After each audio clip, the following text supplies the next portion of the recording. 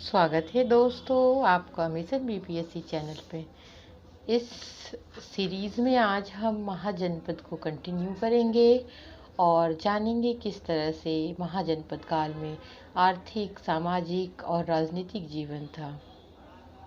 मगध, इसका इंट्रोडक्शन हमने last part में पढ़ लिया था, आज हम आगे कंटिन्यू करेंगे। मगध महाजनपद दक्षिण बिहार के वर्तमान पटना व गया जिले में स्थित था। सभी 16 महाजनपदों में सबसे शक्तिशाली सिद्ध हुआ। मगध महाजनपद सिर्फ बिहार के इतिहास के लिए ही नहीं बल्कि यह भारत के इतिहास के लिए भी बहुत ही महत्वपूर्ण है। यह 16 महाजनपदों में से वो महाजनपद था जो एक साम्राज्य का रूप लिया और अपनी सीमा बढ़ाते चला गया। मगध का प्रथम स्पष्ट उल्लेख अथर्ववेद में मिलता है। हालांकि ऋग्वेद में मगध का प्रत्यक्ष उल्लेख तो नहीं है, किंतु कीकट जाति और उसके राजा परमंगद की चर्चा है, जो संभवतः इसी क्षेत्र से संबंधित है। मगध के बारे में अधिक जानकारी हमें महाभारत और पुराणों से मिलती है। सतपथ ब्राह्मण में ही सर्वप्रथम बिहार का जिक्र हुआ है। सतपथ ब्राह्मण में भी इस क्षेत्र को कीकट कहा गया है। गंगा नदी घाटी के क्षेत्र में अनेक आने के कारण यह अत्यंत उपजाऊ क्षेत्र भी था।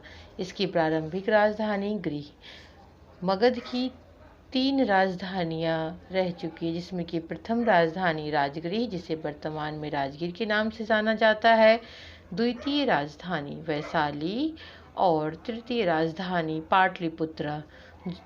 अब हम राजगीर के बारे में जानते हैं। राजगीर चारों तरफ पर्वतों से घिरी होने के कारण ग्रीव्रज के नाम से भी जानी जाती थी और सामरिक रूप से बहुत सुरक्षित थी। राजगीर के ऐतिहासिक महत्व को बौद्ध और जैन दोनों धर्मों से जोड़ा गया है। आज भी आप देखते होंगे सीमा बहुत महत्वपूर्ण होता है किसी भी देश की सुरक्षा के लिए। प्राचीन काल में उसी प्रकार भौतिक सीमा का बहुत योगदान था। टेक्नोलॉजी बाकी चीज़ें आज से थोड़ी अलग थी, उस वक्त पे विकास अलग था, तो उस समय भौतिक सीमा का योगदान विशेष रूप से दिया गया है। यहाँ 2 नगरों को रेखांकित किया जा सकता है, प्राचीन राजगीर एवं नवीन राजगीर। प्राचीन राजगीर 5 पहाड़ियों के बीच स्थित था, जिसके चारों तरफ दोहरे पत्थर की सुरक्षा घेरे बने हुए थे। किसी भी राज्य के मजबूत होने की प्रथम निशानी यह है कि उसकी सीमा रेखा सुरक्षित हो, शत्रु आक्रमण ना करे, वहाँ की जनता सुरक्षित रहे, लूटपाट का माहौल और आक्रमण की संभावना बहुत कम रहे। नवीन राजगीर भी पत्थर की दीवारों से घिरा था और प्राचीन राजगीर के उत्तर में बसाया गया था। यह सुरक्षा घेरे 25 से 30 मील के दायरे में फैले थे। राजगीर में ही एक दीवार है जो प्रसिद्ध है, साइक्लोपियन दीवार, इसे आप याद रखेंगे। और संभवतः अजातशत्रु के द्वारा बनवाए गए थे। बाद में वैशाली एवं पाटलिपुत्र इसकी राजधानियां बनी हैं। आपको ये बात पता होगा कि समय समय पे राजधानियां बदलते रहती थी। राजा अपने सुविधा के अनुसार या ज़रूरत के अनुसार से राजधानी को अपने हिसाब से स्थानांतरित करते थे।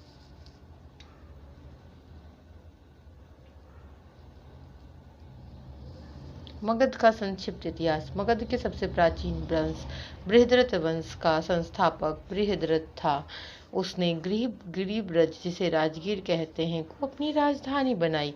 महाभारत का शक्तिशाली राजा जरासंध बृहद्रथ का पुत्र था। जरासंध की कहानी आपने सुना ही होगा। इसे जारा नामक राक्षसी ने जोड़ा था, इसलिए भी कहा जाता है कि इनका नाम जरासंध रखा गया।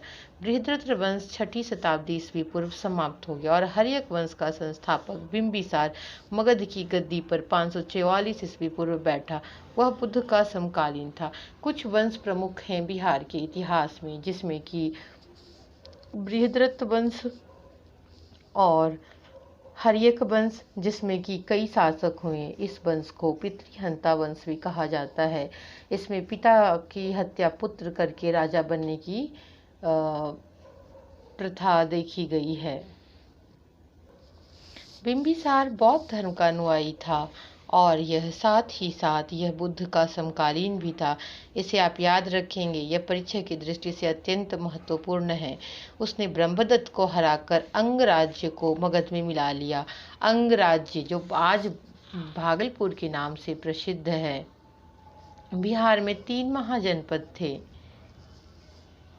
राजगृह का निर्माण कर उसे अपनी राजधानी बनाया। बिंबिसार ने मगध पर 52 वर्षों तक शासन किया। ये बहुत ही लंबा समय होता है। महात्मा बुद्ध की सेवा में बिंबिसार ने ही राज्यवैद्य जीवक को भेजा। जीवक, ये भी एक इम्पॉर्टेंट पॉइंट है जो एग्ज़ाम के लिए बहुत ही महत्वपूर्ण है। महात्मा बुद्ध की सेवा में बिंबिसार ने किसे भेजा था? जीवक को भेजा था। इतिहास में बिंबिसार की प्रसिद्धि इसलिए है, उसने वैवाहिक संबंध स्थापित कर अपने साम्राज्य का विस्तार किया। प्राचीन काल में एक मतलब प्रथा कह सकते हैं या फिर इस तरह का प्रचलन देखा गया है कि जितनी ज़्यादा विवाह करते थे राजा, उनका साम्राज्य विस्तार होते चला जाता था। 2 तरीका था साम्राज्य विस्तार का, या तो आप युद्ध करके विस्तार कर सकते हैं या फिर आप विवाह करके। तो कई राजाओं ने अपनी शक्ति को बढ़ाने के लिए एक से अधिक विवाह किया। और जैसा कि आप सभी जानते हैं, प्राचीन काल में भी दहेज प्रथा प्रचलित थी और दहेज के रूप में उन्हें काफ़ी साम्राज्य मिल जाता था, जिनसे उनकी साम्राज्य की सीमा बढ़ती चली जाती थी। इसने कौशल नरेश प्रसेनजीत की बहन, जो जिनका नाम है कोशला से, वैशाली के चेटक की पुत्री चेलना से तथा मद्र देश की आधुनिक पंजाब जिसे कहते हैं मद्र को, इसकी राजकुमारी क्षेमा से विवाह कर इन राज्यों से मगध के अच्छे संबंध स्थापित किए। तीन राजकुमारियों का वर्णन है, इसे आप ध्यान में रखेंगे। कौशल नरेश प्रसेनजीत की बहन, इनका नाम है महाकोशला। वैशाली के चेटक की पुत्री हैं ये चेलना, और मद्र देश की राजकुमारी हैं ये क्षेमा। इन तीनों से विवाह किया था।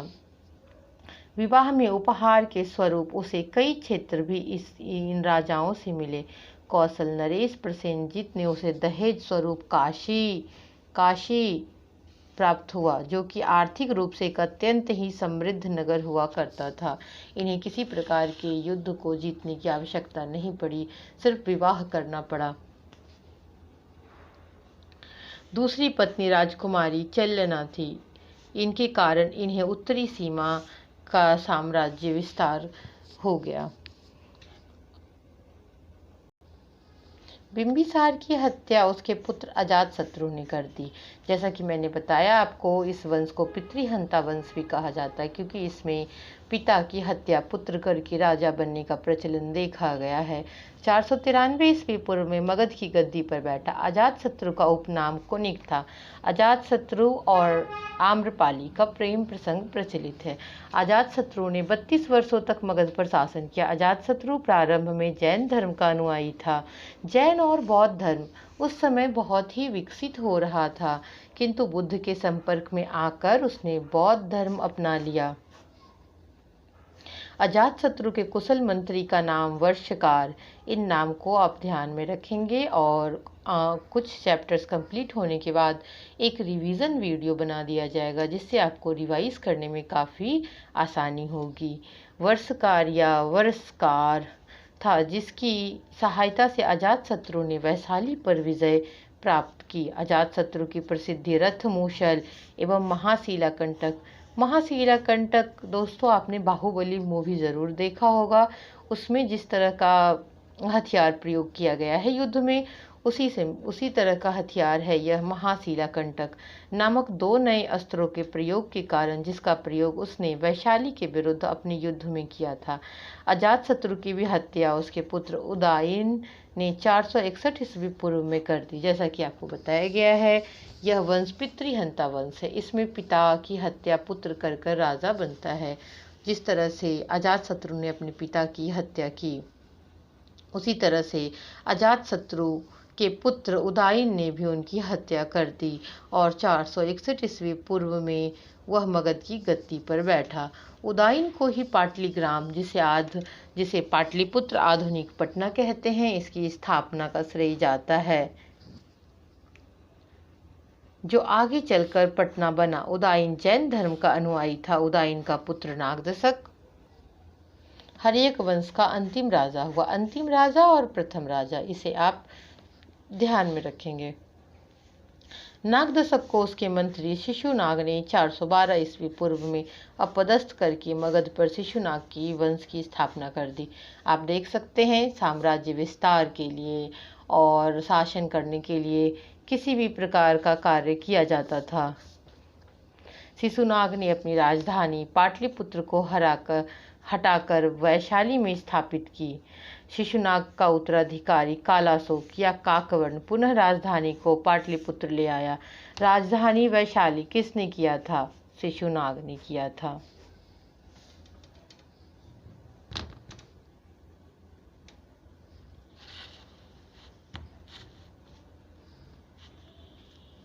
शिशुनाग वंश का अंतिम राजा नंदीवर्धन था। इसके बाद मगध में नंद वंश की स्थापना हो गई। नंद वंश ये बहुत ही महत्वपूर्ण है मगध के इतिहास के लिए। नंद वंश का संस्थापक महापद्मनंद था। कई ग्रंथों में उसे उग्रसेन कहा गया है, जबकि नंद वंश का अंतिम शासक धनानंद था। सिकंदर के आक्रमण के समय, सिकंदर के बारे में आपने सुना ही होगा, जिसने पूरी धरती को विजय करने का लक्ष्य बनाया था। आक्रमण के समय मगध का सम्राट था धनानंद। ये है, आप याद रखेंगे।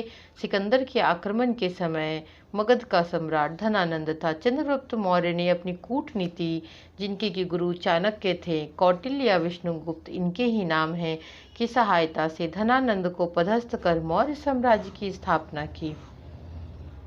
इनसे भी संबंधित कुछ कहानियां हैं, जैसे कि चाणक्य का अपमान किया था नंदवंश के राजा ने, और उसके बाद चाणक्य ने यह प्रण लिया कि अब वो इस वंश को सत्ता विहीन करके ही दम लेंगे, और वह एक अयोग्य राजा भी है जनता के लिए।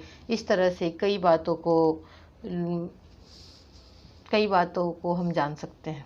इसके बाद कई शताब्दियों तक मगध भारत का शक्ति केंद्र रहा। मगध के उत्थान के कई कारण रहे। कालांतर में मगध महाजनपद इन सभी महाजनपदों को परास्त कर सबसे शक्तिशाली होकर उभरा और भारत का प्रथम साम्राज्य बना। किसी भी चीज़ की सफलता और असफलता के कई कारण होते हैं, उसी तरह से मगध के उत्थान के भी कई कारण हैं। हम इन कारणों को देखते हैं। मगध की भौगोलिक स्थिति। मगध की राजधानी राजगृह या पाटलिपुत्र प्राकृतिक सीमाओं से सुरक्षित थी। राजगृह पहाड़ियों से, पाटलिपुत्र नदियों से घिरा हुआ था, इसलिए इस पर बाहरी आक्रमण संभव नहीं था। प्राचीन काल में आक्रमण का भय सदैव बना रहता था, क्योंकि साम्राज्य विस्तार का यही एक उपाय था। प्राचीन काल में आज के समय की तरह इस तरह की व्यवस्था नहीं थी। गणतंत्र भी सिर्फ कुछ हिस्सों में ही था। तो सर्वप्रथम अपने राज्य को सुरक्षित करना यह एक अच्छे राजा का कार्य होता था। मगध की भौगोलिक स्थिति। मगध की राजधानी राजगृह एवं पाटलिपुत्र प्राकृतिक सीमाओं से सुरक्षित थी, जैसा कि अभी बताया गया आपको, और राजगृह पहाड़ियों से और पाटलिपुत्र नदियों से घिरा था। तो दोनों को प्राकृतिक सीमा, किसी को पहाड़ियों से, किसी को नदियों से, तो आक्रमण की संभावना कम थी। यहाँ के राजाओं राज्य विस्तार का अवसर भी प्राप्त हुआ, जिसका लाभ लोगों ने उठाया। बाहरी आक्रमण नहीं हो रहा है, अपना साम्राज्य विस्तार हो रहा है, तो उस साम्राज्य को तो बढ़ना निश्चित ही है।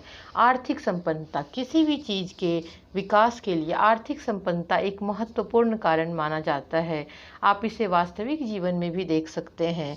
जिसकी आर्थिक स्थिति अच्छी होती है, वो बहुत सारे चीज़ों को आसानी से कर पाते हैं। इस राज्य में कृषि, उद्योग, व्यापार की उन्नत स्थिति थी।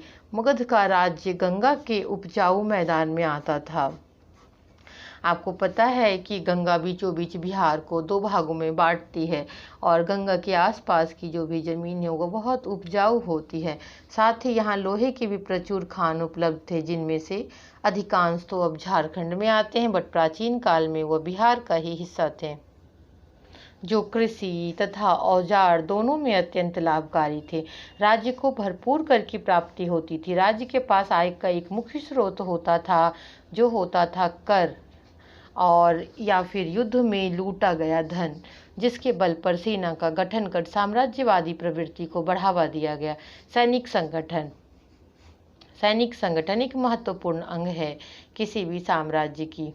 मगध में सुदृढ़ सैन्य व्यवस्था थी। इसके पास हाथी की टुकड़ी थी जो दलदली क्षेत्र में घोड़े से अधिक उपयुक्त थी। युद्ध के नए नए अस्त्र शस्त्र, जिस तरह से आज देखते होंगे आज मिसाइल होते हैं, उसी तरह से उस समय पे तरह तरह के अस्त्र शस्त्र होते थे। से मगध की सेना सुसज्जित थी। मगध की सैनिक सर्वोच्चता ने मगध के उत्कर्ष में प्रमुख भूमिका निभाई। किसी भी राज्य की शक्ति के कुछ प्रमुख कारण होते हैं, जिसमें आर्थिक संपन्नता, सैनिक संगठन, एक योग्य नेतृत्व, ये सब बहुत ही महत्वपूर्ण माने जाते हैं। आरंभिक जैन और बौद्ध ग्रंथ लेखकों ने मगध की महत्ता का कारण विभिन्न शासकों की नीतियों को भी बताया है। जिस तरह से आज आप देखते होंगे कि जिस तरह की पॉलिसी बनाई जाती है, उसी तरह से हमारे समाज पर उसका प्रभाव पड़ता है। उसी तरह से यहाँ के शासकों ने भी जिस तरह की नीतियों को बनाया, उससे साम्राज्य विस्तार में काफ़ी लाभ मिला। इस लेखकों के अनुसार बिंबिसार, अजातशत्रु, अशोक और चंद्रगुप्त, महापद्मनंद जैसे प्रसिद्ध राजा अत्यंत महत्वाकांक्षी शासक थे और इनके मंत्री उनकी नीतियां लागू करते थे। मगध में अनेक साम्राज्यवादी प्रवृत्ति के शासक हुए जिन्होंने युद्ध एवं कूटनीति द्वारा मगध की सीमा का विस्तार किया। सारे आर्थिक वैभव होने के बावजूद भी एक योग्य नेतृत्व, एक महत्वाकांक्षी राजा के बिना यह सब संभव होना मुमकिन नहीं था। बिंबिसार के विवाह के द्वारा कूटनीतिक प्रसार की नीति अत्यंत सफल रही। 3 विवाह, तो यहाँ 3 राजकुमारियों का जिक्र अभी कुछ देर पहले हमने किया। नगरीकरण, महाजनपदों में व्यापार एवं जीवन, कुछ अन्य चीज़ों को, अन्य तथ्यों को हम ध्यान में रखते हैं।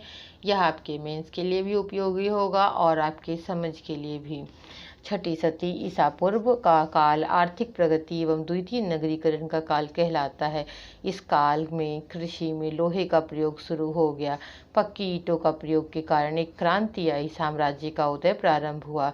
इस प्रकार नगरों के विकास के कारण रोजगार, व्यवसाय भी नए नए सृजन हुए। अरण्यकों में पहली बार नगर शब्द का उल्लेख आया है।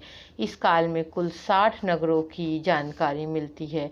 बुद्धकालीन 6 प्रमुख नगर हैं, वह है राजगिरी, चंपा, कौशाम्बी, साकेत, श्रावस्ती, वाराणसी, ये सब थे। श्रावस्ती, जहाँ की बुद्ध ने सर्वाधिक उपदेश दिए हैं। महाजनपदों में व्यापार व कृषि के अतिरिक्त पशुपालक, दर्जी, हजाम, रसोइये, धोबी, रंगरेज, इन सब का उल्लेखनीय मतलब कार्य भी धीरे धीरे बढ़ता जा रहा था। शासकों के द्वारा विभिन्न प्रकार के विशेषज्ञों को भी बहाल किया जाता था, जिनमें कि पैदल योद्धा, धनुर्धारी, घुड़सवार, हाथी पर युद्ध करने वाले तथा रथ चलाने वाले सभी थे।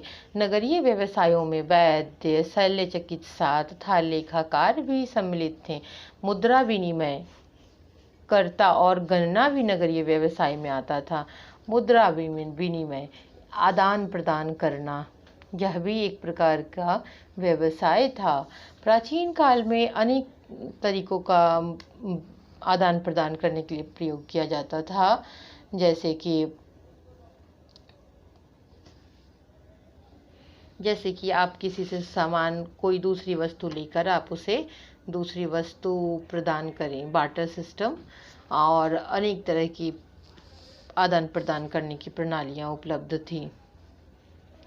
नट, कलाकार या रंगकर्मी, नटक, नर्तक, सोकजीक, जादूगर, नगाड़ा बनाने वाले, भविष्यवक्ता इत्यादि को भी चर्चा ऐतिहासिक स्रोतों में की गई है। मेले भी आयोजित होते थे और इन्हें समाज कहा जाता था। आप इसे याद रखिएगा, यहाँ जो मेले आयोजित हो रहे हैं उन्हें समाज कहा जाता था। विभिन्न प्रकार के शिल्पों का भी उल्लेख हमें मिलता है, जो शिल्पकार नगरों में रहते थे, जैसे कि यानकार, दंतकार जो हाथी दांत की वस्तु बनाने वाले हैं, कर्मकार धातु का काम करने वाले, स्वर्णकार, कोशीयकार जो रेशम का काम करने वाले थे, पालखंड ये बढ़ई थे, सूचीकार ये सुई बनाने वाले थे, नलकार और मालाकार तथा कुंभकार प्रमुख है। विभिन्न प्रकार के श्रेणी संगठन का होना भी इस काल की एक प्रमुख विशेषता थी। इस काल की एक अन्य अहम विशेषता है इतिहास में पहली बार मुद्रा का प्रयोग। मुद्रा का प्रयोग पहली बार इसी काल में देखा गया है। इस काल में निर्मित सिक्कों को आहत सिक्का कहा जाता था, जो आमतौर पे चांदी के होते थे। प्राचीन काल में दो धातु के सिक्के अधिकतर देखने को मिलते हैं और वो हैं सोना, चांदी। इसी समय कांसारपन, पाद, मासिक, का किरण आदि सिक्कों का भी उल्लेख मिलता है। यह सभी क्या हैं? सिक्कों के प्रकार हैं। आप इसे याद रखेंगे, यह एग्जाम के लिए बहुत ही महत्वपूर्ण है। किंतु आहत सिक्का, जिसे पंचमार्क सिक्का कहते हैं, यह भारत का प्राचीनतम सिक्का है। भारत का प्राचीनतम सिक्का क्या है? पंचमार्क सिक्का। इसके प्रथम प्रमाण तक्षशिला में मिलते हैं। तक्षशिला जहाँ की विश्वविद्यालय था, और यह बहुत ही प्रसिद्ध था प्राचीन काल में, क्योंकि तक्षशिला गांधार क्षेत्र में आता था, इसलिए कई बार इसे गांधारन सिक्का भी कहा जाता है। अब महाजनपदों की राजनीतिक व्यवस्था देखते हैं। महाजनपदों में आमतौर पर राजतंत्र था, लेकिन कई स्थानों पे गण और संघ का भी उल्लेख ऐतिहासिक स्रोतों में मिलता है। ऐसे राज्यों में कई लोगों का समूह शासन करता था और इस समूह का प्रत्येक व्यक्ति राजा कहलाता था। ध्यान रखें, यहाँ पे राजा का अर्थ थोड़ा भिन्न है बाकी स्थान से। जैन, महावीर, वज्जी संघ के ज्ञात्रिक कुल के थे। ये किस कुल के थे? ज्ञात्रिक कुल के थे। जबकि बुद्ध का संबंध शाक्यगण से था। बुद्ध के पिता सुदोधन कपिलवस्तु के शाक्यगण के राजा थे। इसके अतिरिक्त कई अन्य महत्वपूर्ण गण इस प्रकार थे। रामग्राम के कोलिय। यह राज्य शाक्यों के पूर्व में बसा हुआ था। दोनों राज्यों की विभाजक रेखा रोहिणी नदी थी और नदी जल के बंटवारे के लिए दोनों राज्यों में संघर्ष चलते रहते थे। पावा केमल, यह महावीर की निर्वाण स्थली थी। कुशीनारा केमल, यह गौतम बुद्ध की निर्वाण स्थिति थी। महावीर और गौतम बुद्ध, इनसे संबंधित प्रश्न एग्जाम में अति महत्वपूर्ण हैं। मिथिला के विदेह की राजधानी मिथिला थी। यह वज्जी संघ का ही एक घटक राज्य था। पिपली वन के मौर्य, यह गणराज्य नेपाल की तराई में स्थित था और मौर्यों से इनका संबंध जोड़ा जाता है। सुसुमार के भग्ग, यह राज्य आधुनिक मिर्जापुर उत्तर प्रदेश के निकट स्थित था।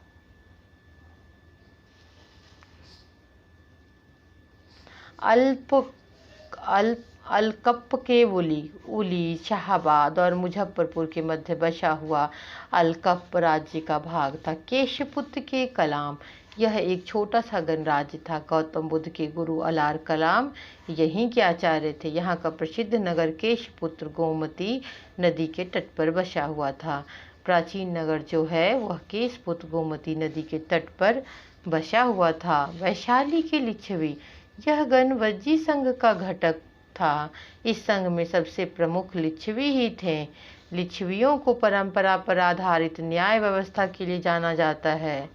यह गणराज्य विश्व का पहला गणतंत्र माना जाता है। इस प्रकार हम इस टॉपिक को यहीं समाप्त करते हैं। आगे अन्य भी टॉपिक आपको देखने को मिलते रहेंगे। अगर आपको वीडियो अच्छा लगा हो तो प्लीज़ लाइक सब्सक्राइब आप ज़रूर करें।